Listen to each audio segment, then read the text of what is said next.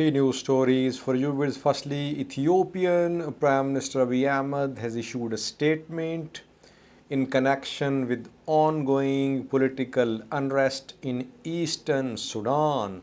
The statement is a sort of message from Ethiopian Prime Minister for Sudanese government. What is PM Abiy advising to Sudanese government in this statement? Secondly, viewers, Oromo Liberation Army a short while ago issued a statement. OLA says that it wants to release prisoners who are government soldiers, but Ethiopian government is not cooperating with ICRC, International Committee of Red Cross. OLA wants to hand over these soldiers to ICRC, but Ethiopian government does not want ICRC to be involved in this process. We'll talk about that. Thirdly, in previous videos we have been talking about missing UN-8 trucks which entered Tigray, which are not returning. Today WFP issued a statement. It says trucks are starting to depart Tigray. 61 trucks have departed Tigray. WFP says it's in touch with transporters. It's trying to remove their concerns. We'll have a detailed look at WFP's statement and a video message from Nick Dyer, who is UK's envoy for the prevention of famine and for humanitarian affairs. He has visited Ethiopia thrice since the start of Tigray conflict. He has issued a statement, a video message. I'll share that with you. First, viewers, Ethiopian PM Abiy Ahmed a short while ago issued a statement which is sort of a message of solidarity with Sudan. Ethiopian PM is advising Sudan that it must not let external actors to intervene in Sudan.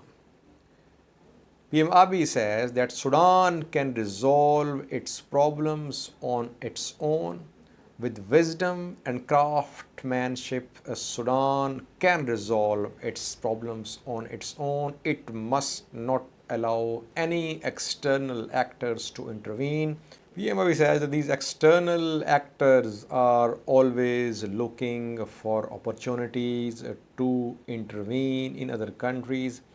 Internal conflicts or poor economic conditions provide a basis for the intervention of these external forces who want to impose their hegemony.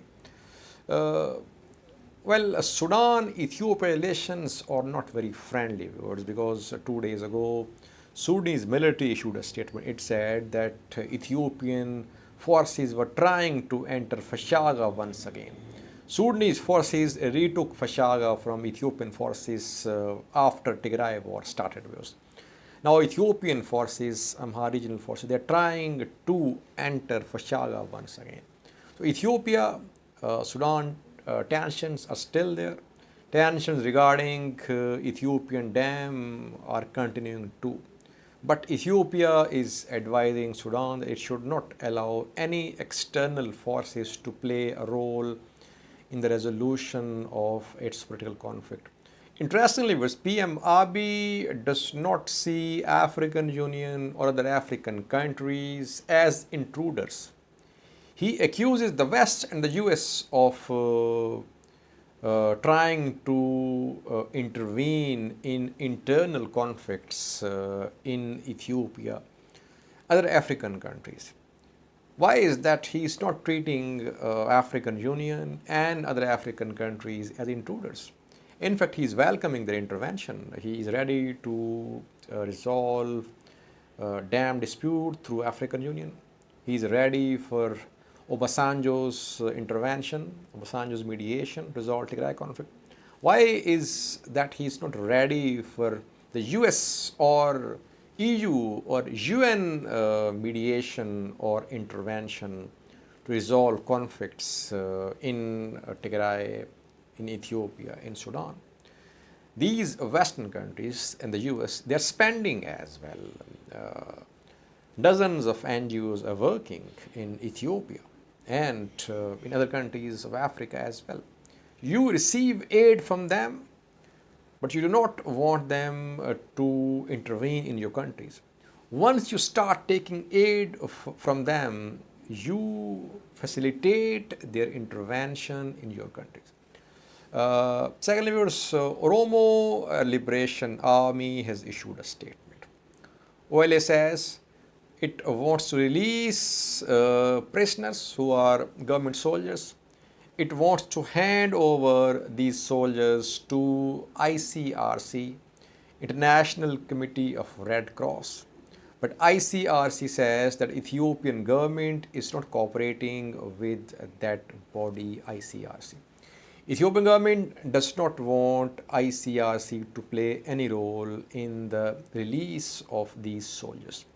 When Tigray released ENDF prisoners a few months ago, Tigray handed over the prisoners to ICRC.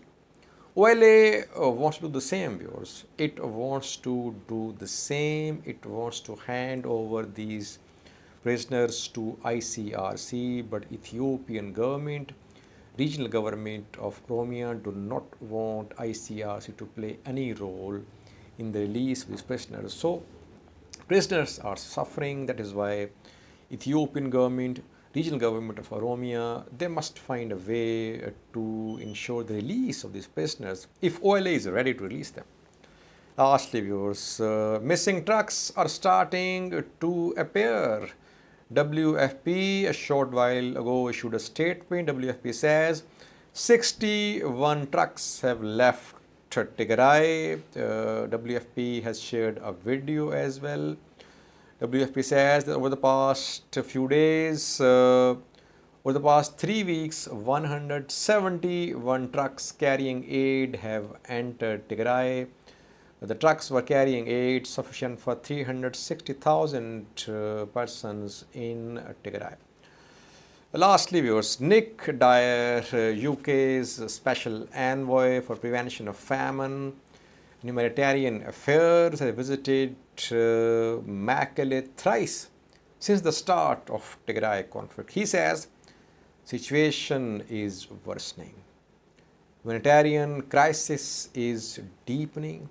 After his third visit, he has issued a statement. Watch two videos. First video is from WFP showing empty trucks departing Tigray. As WFP says that it has removed concerns of transport companies. And a second video shows a statement of Nick Dyer about deteriorating humanitarian crisis in Tigray. Thank you for watching.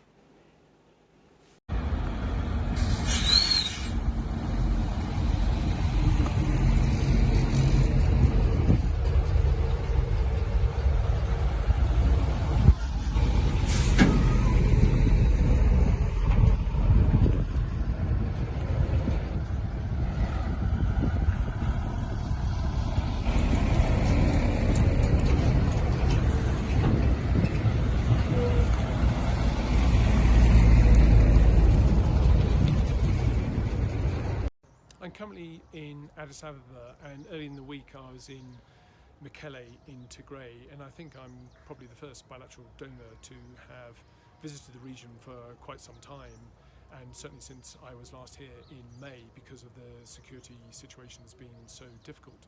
But I thought it was important to see what was the situation on the ground, and I'm afraid to say the situation has deteriorated, and I think the risk of famine is now high. The UN calculates that Tigray needs about or over 500 trucks of food a week, but we know that only 525 trucks of food have been allowed into Tigray over the last 10 weeks. 6 million people now need food assistance. 90% of them are in desperate need. but the UN is saying there is a de facto blockade.